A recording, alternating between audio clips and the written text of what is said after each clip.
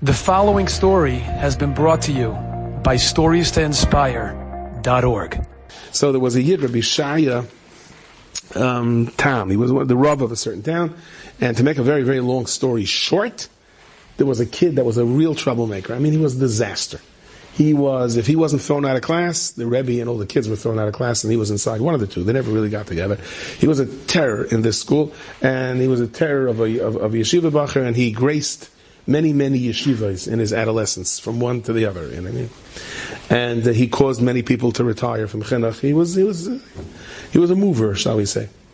And then the time came, he got into trouble with the law, and they were going to send him off to Siberia for who knows how long. And the Rav said, we have to try to save him. So it cost a tremendous amount of money. And everyone said, it is his fault. And the Rav said, no, nothing doing.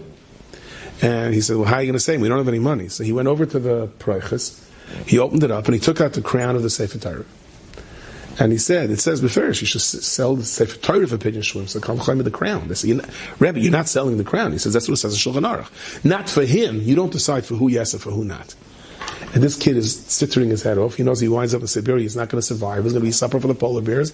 And they're selling the crown of the Sefer Torah for him. And the Rav says, you want me to quit? I quit. They said, no. Then we're selling the crown of the Sefer Torah and we're redeeming him. And they redeem him. And the Rav comes in back, and he's white as a ghost, and he says, hey, pal, I just sold the crown of the Sefer Torah for you. Okay? No more hanky-panky. You have to replace it.